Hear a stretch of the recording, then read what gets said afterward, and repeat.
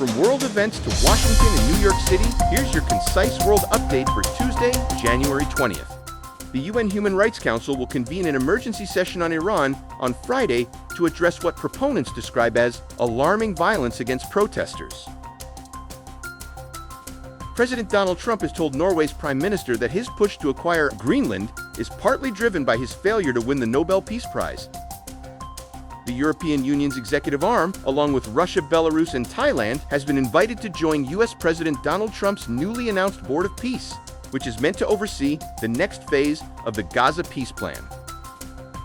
For armed men who crossed from Afghanistan into neighboring Tajikistan were killed overnight in a clash with border guards. The White House has dismantled the aging underground bunker beneath the East Wing as part of construction tied to President Donald Trump's planned new ballroom, setting off renewed secrecy around what is being rebuilt below ground. Authorities are investigating the shooting of an Indiana state court judge and his spouse at their home. They are both in stable condition after receiving medical attention. Jerome Powell, the chair of the Federal Reserve, plans to attend oral arguments at the Supreme Court of the United States on Wednesday in a case testing whether Donald Trump has the authority to remove Lisa Cook. Hawaii's gun laws is among the nation's strictest, will be scrutinized by the Supreme Court of the United States on Tuesday, as justices hear arguments over the state's ban on firearms on private property that is open to the public unless owners explicitly permit them.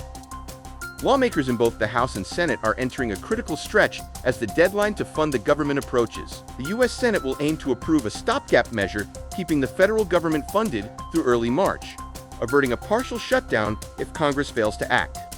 House Republicans say investigations into alleged widespread fraud in Minnesota's social welfare programs could soon expand to other Democratic-led states.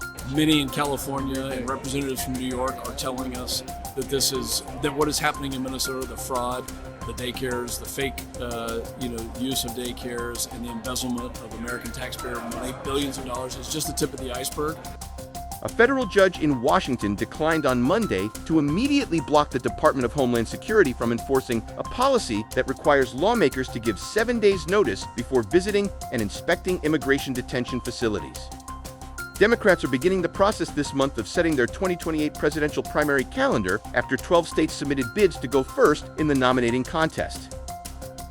The York Avenue Sewer Replacement Project was expected to take just 2 or 3 years. Instead, it has stretched into its 9th year after crews uncovered a dense, tangled web of pipes and utilities beneath the street. Bruce Blakeman on Sunday accused Governor Kathy Hochul of allowing commercial driver's licenses to be issued to immigrants who are in the country illegally. Jewelry store owner in New Jersey says thieves stole more than $1 million worth of merchandise in a matter of minutes during a brazen daylight robbery. The footage shows at least 4 masked suspects approaching the store and using large hammers to smash the front windows. Once inside, they broke open display cases and grabbed jewelry before fleeing the scene. The historic strike by New York City nurses entered its 2nd week after nearly 15,000 workers walked off the job last week.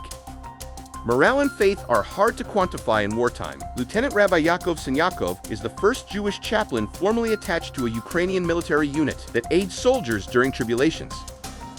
Asian stocks slid on Tuesday. The dollar struggles as Trump's Greenland gambit rattles markets, a move that risks inflaming trade tensions with Europe. Americans are the ones paying for tariffs, and research contradicts President Trump's claim that foreigners are footing the bill and could weaken his hand in the dispute over Greenland. From the Middle East to Wall Street, you're up to date.